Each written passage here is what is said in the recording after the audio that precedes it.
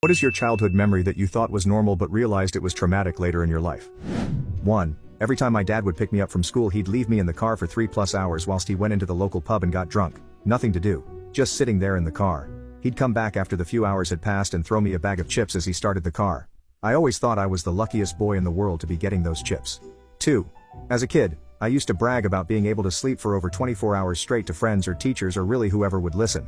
I was mid-sentence mentioning it as a freshman in college when I realized my divorced father was drugging preschool me with cold meds so I'd sleep through his weekends of custody with me. It really effed up my sense of reality for a while. 3. My older sister used to play our Disney read-along tapes to my younger brother and I, whilst guiding us through the words in the books. She taught us to read this way. I didn't realize till years later that she was using the tapes to cover the sound of our parents fighting downstairs. It saddens me that she never got to have a childhood. 4. My big brother used to give me treats, M&Ms, brownies, cheese and bread.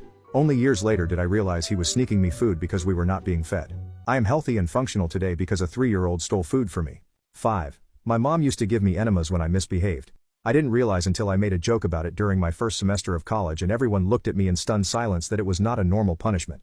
6. My stepdad would frequently play fight me and my sister when my mom wasn't home, but his play fighting was actual abuse.